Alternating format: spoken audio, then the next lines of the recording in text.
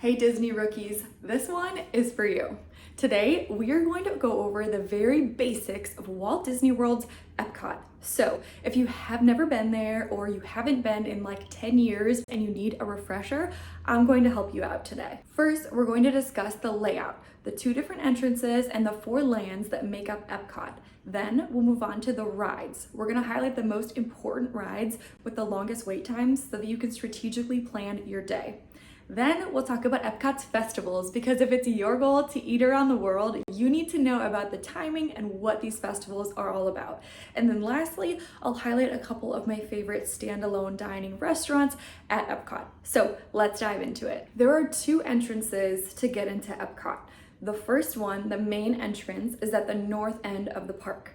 Here you enter if you are taking a Disney bus, you're driving and parking yourself, or if you're arriving on the monorail. The second entrance on the west side of the park is where you would come from if you're arriving via the Skyliner or you're walking from one of the EPCOT resort area resorts. Now we're gonna move on to the layout of the park. When everyone thinks of EPCOT, they think about strolling around the world, visiting all of the different countries and trying all the food and drinks.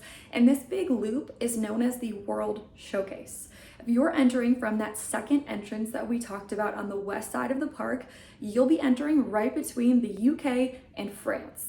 If you're coming in from the main entrance of the park, you're actually going to have to walk a little bit to get to the World Showcase, and you'll choose which direction you want to start, Canada or Mexico. Very big debate among Disney lovers. Anyways, if you're entering from the front, you could go to the right and walk through World Nature, where you'll find things like Moana Journey of Water or the Land Pavilion with Soarin', and you'd walk that direction to get to World Showcase or visit those attractions. If you keep moving, you'll get to World Celebration, where you'll find Communicore Hall. You can meet Mickey and his friends there, or you can go to the Imagination Pavilion, where you can meet Figment. If you're not a Disney freak, you may not know who Figment is, but you should definitely check out his ride. And then once you keep going past World Celebration, you will get to Canada, which is where I prefer to start the World Showcase, but that's up for debate. On the flip side, if you are entering the park and you go to your left, you will first go to World Discovery. That's where there's Guardians of the Galaxy Cosmic Rewind, one of the best roller coasters on property, my personal favorite, or Test Track, which is newly opening very soon if you're watching this video as soon as I post it. And once you walk past those two rides, then you enter the World Showcase starting in Mexico. Now for one of my favorites, the rides. There are 3 rides at EPCOT that generally have the longest wait times, and you should plan your day to rope drop these rides if you do not have lightning lane. Now, rope drop is a fancy word that Disney people use for being the first one in a park. You want to be one of the first ones in if you want to minimize wait times for one of these rides. But if you want to be one of the first ones in, you're going to have to actually arrive between 30 and 45 minutes before the park opens and wait there so that you can be one of the first ones in, because people do line up outside these parks.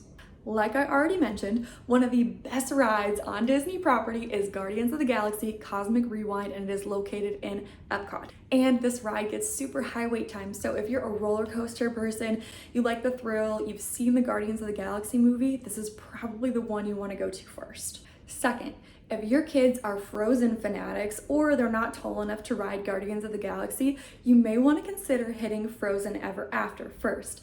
This is a slow-moving boat ride with beautiful animatronics that tell the story of Frozen, the first movie. Last but not least is Remy's Ratatouille Adventure. In this ride, you get into a little rat car and you're shrunk down to the size of Remy to experience his kitchen, just like he does in the Ratatouille movie. This ride also gets super long wait times, and it's located in France. So it's a really great one to rope drop if you're entering from that second Skyliner entrance on the west side of the park. Now here's what you've all been waiting for, the EPCOT festivals. I feel like when everyone thinks of EPCOT, they just picture themselves drinking and eating around the entire world, but this experience can definitely be different depending on which festival you visit throughout the year. So starting in January, there is Festival of the Arts. Festival of the Arts usually starts in mid-January-ish and then goes to the end of February. So it's a pretty fast festival. This festival has food items and menu items designed to be very artsy, going along with the theme, and you may find activities around the park like a paint by number and lots of vendors available selling their Disney themed artwork. Next, generally starting at the end of February or early March and then running until the end of May, is Flower and Garden Festival. During Flower and Garden Festival, the park is decorated with these gorgeous character-themed, movie-themed topiaries, and it is just beautiful. This is my favorite festival because I really love all the topiaries, and of course, there is flower and garden themed food at the booths around the park. Then EPCOT takes a bit of a festival break for the summer. The months of June, July until the end of August, there's not a festival going on. Obviously, there's still some amazing restaurants and quick service stops around the park, but there's no festival. There's no extra food booths set up throughout the park. At the end of August, that's when Food and Wine Festival starts. Food and Wine Festival is all about celebrating the different cuisines of the countries represented at EPCOT. And so you'll find just the most exciting different flavors and foods and drinks throughout the park during this festival, and that usually runs until the 3rd or 4th week of November when we get to the holiday time. And we end the year with Festival of the Holidays, of course. Here you can think Christmas cookies, holiday themed cuisine, a giant Christmas tree, and decorations all throughout EPCOT and all the different countries.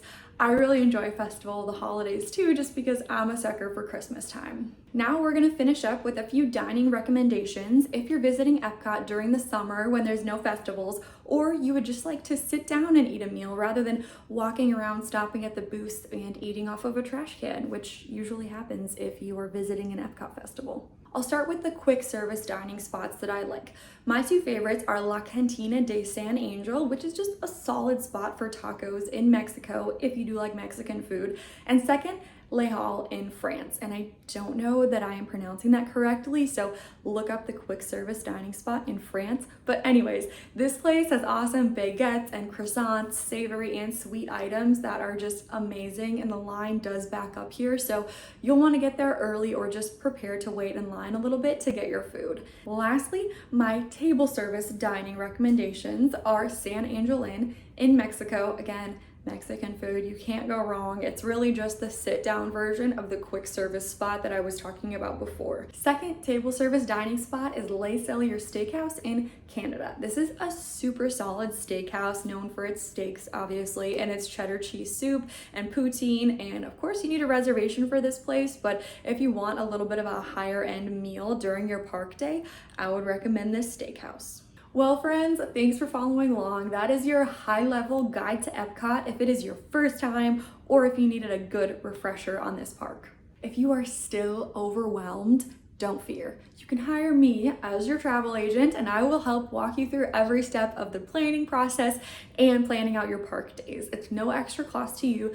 Just click the links in my bio or in the description of this video to fill out a Disney inquiry form. You can also click the link in the description of this video to join my email list, and I will send you a free PDF guide to EPCOT, which is basically what we went over today, but in PDF form so that you can save it and follow along whenever you need. Be sure to comment below if this video was helpful for you, or if you have any additional questions about EPCOT, you can post them there. I'll see you next time, Disney rookies.